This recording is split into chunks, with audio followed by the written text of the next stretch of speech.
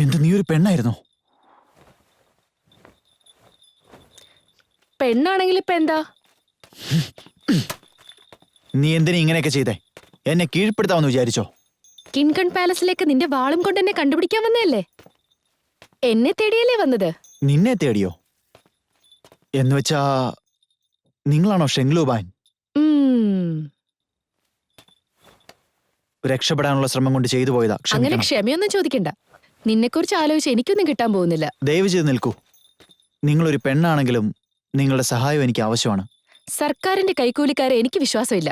ജനങ്ങളുടെ വയറ്റിലടിച്ച് നിങ്ങൾ തിന്നു കൊഴുക്കും. സഹായം വേണോന്നോ?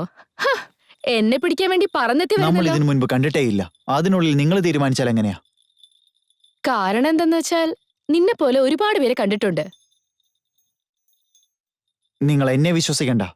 ലോർഡ് ബോ, അത് നിങ്ങൾക്ക് വിശ്വാസമല്ലേ? സേനാധിപതി ബോയോ? കെൻഫിൻ രാജ്യത്തിലെ ബോയാണോ? അതെ, അദ്ദേഹം തന്നെ. അപ്പൊ നീ ആരാ? ഞാൻ അദ്ദേഹത്തിന്റെ കാവൽ സൈന്യത്തിന്റെ തലവനാണ്, സാൻ ഴാവോ. ഷെങ്ഷുവിനെ ഞാൻ ഒരിക്കലും ഇതുപോലെ പ്രതീക്ഷിച്ചതേയില്ല, അതും ഒരു ചെറിയ പെണ്ണിനെ പോലെ. നീ പ്രതീക്ഷിക്കാത്ത മറ്റൊരു കാര്യം പറയട്ടെ.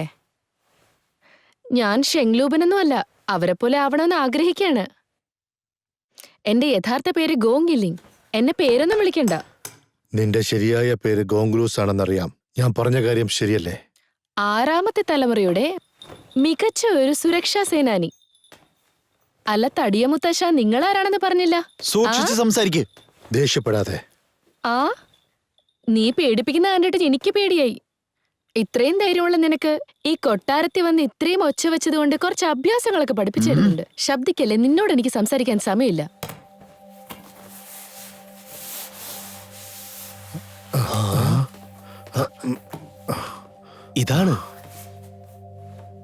ഇതാണ് മറഞ്ഞിരിക്കുന്ന രഹസ്യം. മറഞ്ഞിരിക്കുന്ന രഹസ്യമോ? എന്നാൽ ആ മതഗുരുവിനെ കുറിച്ച് ഇതിലൊന്നും എഴുതിയിട്ടില്ല. ഇത് മഹർഷി ലൂബൻ എഴുതിയതാണ്. ആദ്യ പകുതിയിലെ വംശത്തെക്കുറിച്ചുള്ള വിവരണമാണ്, അടുത്തത് ഔഷധങ്ങളെക്കുറിച്ചുള്ള വിവരണമാണ്. എനിക്കിതിനെക്കുറിച്ച് ഏകദേശമെല്ലാം അറിയാം. എന്നാൽ ഇതിനേക്കാൾ അപ്പുറം മറ്റൊരു താളിയോല കൂടിയുണ്ട്. അത് വായിച്ചാലേ വിജ്ഞാന രീതിയിൽ രാക്ഷസനെ ഉണ്ടാക്കാൻ സാധിക്കൂ.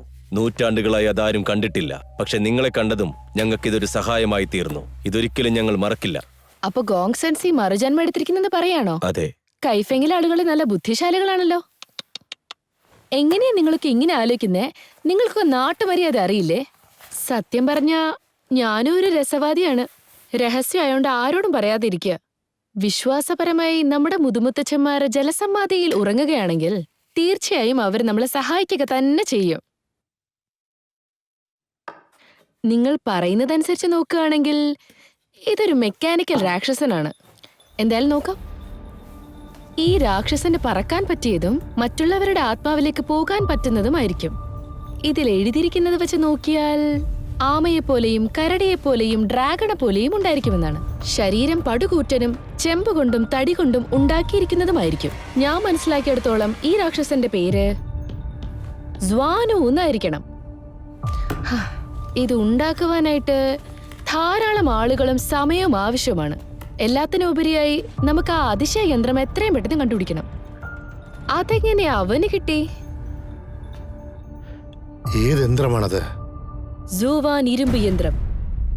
ഈ രാക്ഷസന്റെ ശരീരം വളരെ വ്യത്യാസമായിട്ടുണ്ട്. സൂവാൻ ഇരുമ്പ് യന്ത്രം ഉണ്ടെങ്കിലേ നമ്മൾക്കത് പ്രവർത്തിപ്പിക്കാൻ പറ്റുള്ളൂ. അത് കിട്ടാത്തതുകൊണ്ട് മാത്രമാണ് ആർക്കും ഇതുപോലൊരു രാക്ഷസനെ ഉണ്ടാക്കാൻ പറ്റാത്തത്. നിങ്ങൾ പറയുന്ന വെച്ച് നോക്കുമ്പോൾ വലിയ പ്രശ്നമാണല്ലോ അത്. ഇത്രയും കഷ്ടപ്പെട്ടത് ഒഴിവാക്കണമെങ്കിൽ വിചാരിക്കും പോലെ നിസ്സാര കാരണമായിരിക്കില്ല. കുട്ടി ഇവിടെ നോക്ക്. അപ്പോ നിനക്ക് അത്ഭുതകരമായ സാധനം എവിടെ ഉണ്ടാകുമെന്ന് അറിയോ? എന്നെക്കൊണ്ട് സഹായിക്കാൻ പറ്റാത്തതായി ഒന്നുമില്ല.